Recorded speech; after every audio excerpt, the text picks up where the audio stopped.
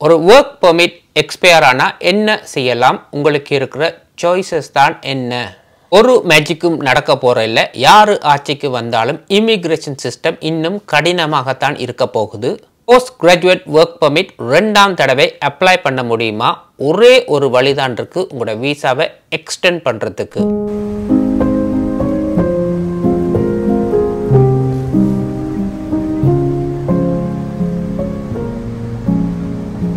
வணக்கம் எல்லாம் எப்படி இருக்கீங்க இந்த வீடியோல work permit expire ஆனா உங்களுக்கு ஏதாவது ஒரு வழி இருக்கா ஒரு சில வழிகள் தான் இருக்கு அத தான் நாங்க இந்த வீடியோல பார்க்க போறோம் கோவிட் டைம்ல உங்களுக்கு இந்த பிரச்சனை இருக்கல border க்ளோஸ் ஆயிருந்ததால உங்களுக்கு ஸ்டே ஆர்டரும் work permitம் ஆட்டோமேட்டிக்கா எக்ஸ்டெண்ட் பண்ணி தந்தாங்க அப்படி ஒரு பாலிசி அப்ப இருந்தது ஆனா கனடால இவ்வளவு டெம்பரரி ரெசிடென்ஸ் ஒரு நாளும் இருந்ததே இல்ல 5 வருஷத்துக்கு முதல்ல இருந்த கனடா இப்ப இல்ல ஹவுசிங் பிரச்சனை இருக்கு எம்ப்ளாய்மென்ட் இஷ்யூஸ் இருக்கு சப்ளை டிமாண்ட் நிறைய பாலிசிஸ் வந்து சேஞ்ச் பண்ணப்பட்டிருக்கு எகனாமி வந்து முந்தி இருந்த மாதிரி இல்ல மோசமான நிலைமையில இருக்கு இப்ப கனடால சிஸ்டம் பாலிசிஸ் எல்லாம் சேஞ்ச் பண்றதுக்கான முக்கிய காரணம் இந்த லிபரல் கவர்மெண்ட் அதிக எண்ணிக்கையான டெம்பரரி ஃபாரினர்ஸை வந்து இந்த நாட்டுக்குள்ள விட்டதுதான் இந்த ஸ்டடி பெர்மிட்ல தான் நிறைய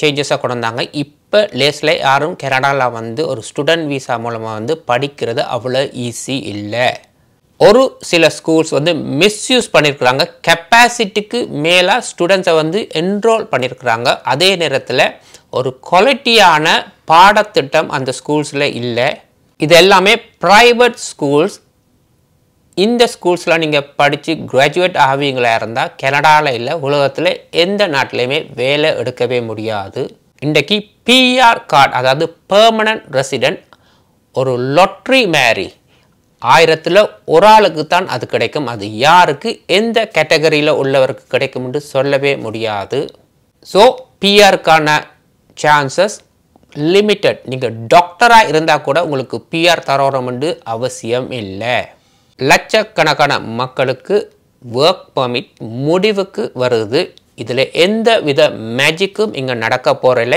எந்த மினிஸ்டரும் உங்களுக்கு ஹெல்ப் பண்ண போகிறதில்ல நாளைக்கு ஒரு புது ஆட்சி வந்தாலும் இமிக்ரேஷன் சிஸ்டம் இன்னும் கடினமாகத்தான் இருக்க போகுது எந்த வித மாற்றமும் உங்களால் காண முடியாது ஸோ உங்களுக்கு தெரிஞ்சிருக்கணும் இனிமேல் இதில் லக்குன்றதுக்கான சான்சஸே இனி இல்லை ஒரு டைமில் டொரண்டோவில் இருக்கிற மக்கள் இங்கே பிஆர் கிடைக்காதுண்டு வேறு ஆல்பர்ட்டா போன சிட்டிஸுக்கு மூவ் பண்ணி போயிருந்தாங்க அங்கே சனத்தொகை குறையுதுண்டு இப்போ இருக்கிற காலகட்டத்தில் எல்லா இடங்கள்லையுமே பாப்புலேஷன் அதிகமாக தான் இருக்குது உங்களுக்கு கிடைக்க வேண்டிய ஸ்பாட் அங்கே கிடைக்கவே கிடைக்காது எந்த ஒரு சிட்டியுமே யாரையுமே இப்போ வெல்கம் பண்ணுறாங்க இல்லை உங்களோட ஒர்க் பர்மிட்டை எக்ஸ்டெண்ட் பண்ணுறதுக்கு எந்த சிட்டியில் அதிக அளவில் வேலை வாய்ப்பு இருக்கோ அந்த சிட்டிகளுக்கு போனால் தான் உங்களோட ஒர்க் பர்மிட்டை வந்து எக்ஸ்டெண்ட் பண்ணலாம் அதுவும் கனேடியன் கவர்மெண்ட் இப்போ என்ன சொல்லியிருக்குன்னு சொன்னால் அன்எம்ப்ளாய்மெண்ட் ரேட் வந்து 6%க்கு மேலே இருக்குமா இருந்தால் யாருமே ஃபாரின் ஒர்க்கர்ஸை வந்து ஹையர் பண்ண முடியாது அப்படியே ஃபாரின் ஒர்க்கர்ஸ் தச்சமயம் இருந்தாலும் பெர்மிட் எக்ஸ்பயர் ஆனால் திரும்பி நாட்டுக்கு போகணும் உங்களால் எக்ஸ்டெண்ட் பண்ண முடியாதுன்னு கவர்மெண்ட் இப்போ சொல்லியிருக்கு இன்றைக்கு பார்த்தீங்கன்னு சொன்னால் 6%க்கு கீழே எந்த ஒரு சிட்டிலையும் அன்எம்ப்ளாய்மெண்ட் ரேட் குறையவே இல்லை அல்பர்ட்டாவில் வந்து 7% இருக்குது கால்கரி 7.5 இருக்குது எட்மாண்டன் 8.5 கிங்ஸ்டன் ஒன்டாரியோ வந்து 6.4 டொரண்டோவில் 8%ல இருக்குது மொன்ட்ரியல் கியூபெக் எல்லாமே 6.9ல இருக்கு இது அதிகரிக்கிறதுக்கான வாய்ப்பு தான் இருக்கு குறைகிறதுக்கான வாய்ப்பே இல்லை நீங்க எப்படிப்பட்ட ஒர்க்கராக இருந்தாலும் உங்களுக்கு டெம்பரரி ஃபாரின் ஒர்க்கர் ப்ரோக்ராமை எந்த ஒரு சிட்டியிலையுமே அக்செப்ட் பண்ண மாட்டாங்க இந்த பெர்சன்டேஜ் குறையும் மட்டும் இந்த ஒர்க் பர்மிட் ஸ்டேட்டஸை லூஸ் பண்ணுறது 1000-2000 இல்லை லட்சக்கணக்கில் இருக்குது அப்படியே உங்களோட ஒர்க் பர்மிட் எக்ஸ்பயர் ஆக போகுதுன்னு சொன்னால் எக்ஸ்பயர் ஆக முதல்ல 90 டேஸில் வந்து நீங்கள் ரெஸ்டரேஷன் ப்ரோக்ராமுக்கு அப்ளை பண்ணலாம் அதுவும் கவர்மெண்ட் பெரிய அளவில் சக்ஸஸ்ஃபுல்லாக நடக்காது. 1000ல் நான் சொன்ன மாதிரி 1% கூட கிடைக்கிறது பெரிய ஒரு சந்தேகத்துக்குரிய ஒரு விஷயம்தான். அதுக்கு நீங்கள் இனி இல்லைன்ற மாதிரி ஒரு வேல்யூட் ரீசன் காட்டணும். அதுக்கான ஒரு ஸ்பெஷல் உங்களுக்கு பெர்மிட் ஒன்று அவங்க உங்களுக்கு தரணும். இதெல்லாமே நடக்கக்கூடிய காரியம் இல்லை. இப்போ உங்களோட ஒர்க் பெர்மிட் எக்ஸ்பயர் ஆனால் உங்களோட ஸ்டேட்டஸ் என்னோட சொன்னால் நீங்கள் இல்லீகல் இமிக்ரண்ட். நீங்கள் சிட்டிசனாக இருக்கணும், இல்லாட்டி பெர்மனன்ட் ரெசிடெண்ட்டாக இருந்தால் மட்டும்தான் உங்களுக்கு இந்த நாட்டில் இருக்கலாம். அப்படியே உங்களோட ஒர்க் பெர்மிட் எக்ஸ்பயர் ஆகி நீங்கள் இருப்பீங்களா இருந்தால் உங்களுக்கு ஏதோ ஒரு விதமான ஸ்டே ஆர்டர் ஒன்று இருந்தால் மட்டும்தான் நீங்கள் கனடாவில் இருக்கலாம். நீங்கள் ஒர்க் பெர்மிட்டில் இருந்து கொண்டு உங்களுக்கு எக்ஸ்பயர் ஆக முதல்ல நீங்கள் வேணும்னு சொன்னால் விசிட்டர் விசாவுக்கு அப்ளை பண்ணலாம். விசிட்டர் விசாவுக்கு அப்ளை பண்ணுவீங்களா இருந்தால் உங்களுக்கு 3 to 6 months உங்களுக்கு விசா வழங்கப்படும். அதுவும் உங்கள்கிட்ட இருக்கிற காசை வச்சு தான் உங்களோட விசா டைமும் வழங்கப்படும். அந்த பீரியடில் உங்களால் வேலையும் செய்ய முடியாது, படிக்கவும் முடியாது. இதுதான் அதில் இருக்கிற ரூல்ஸ். ஸோ நீங்கள் கனடாவில் இருக்கிற காலத்தை வந்து எக்ஸ்டெண்ட் பண்ணலாம் வெளியே வேறு ஒன்றுமே இங்கே செய்ய முடியாது. அப்படியே நீங்கள் இல்லீகலாக எங்கேயாவது வேலை செய்வீங்களா இருந்தால் உங்களுக்கும் ஒரு பிரச்சனை வரும். உங்களுக்கு வேலை தர கம்பெனி அந்த நபருக்கும் ஒரு பிரச்சனை வரும். இது ஒரு கிரிமினல் ஆஃபென்ஸ். இதனால் ஜெயிலுக்கு போகிறதுக்கான வாய்ப்பும் இருக்குது.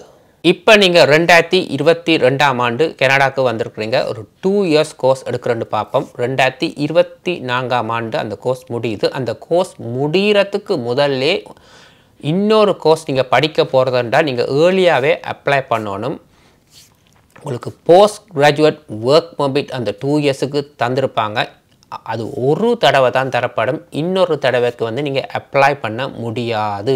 ஒரு சிலர் என்ன செய்கிறாங்கன்னு சொன்னால் வேறு சில கோர்சஸை அப்ளை பண்ணி எடுக்க பார்க்குறாங்க. போஸ்ட் கிராஜுவேட் ஒர்க் பெர்மிட் இருக்கிற கோர்சஸை பார்த்து அந்த சிஸ்டம் கூட இனி உங்களுக்கு தரணும்னு அவசியம் இல்லை. அது கூட அடுத்தடுத்த மாதத்தில் சிஸ்டம் சேஞ்ச் ஆகலாம் நீங்கள் படித்து கொண்டு இருக்கும் பொழுதே. ஸோ எதுவும் எந்த நேரமும் எந்த சேஞ்சஸும் நடக்கலாம். இன்னும் இது கொஞ்சம் கடினமாக ஸ்ட்ரிக்டாகத்தான் போகுது.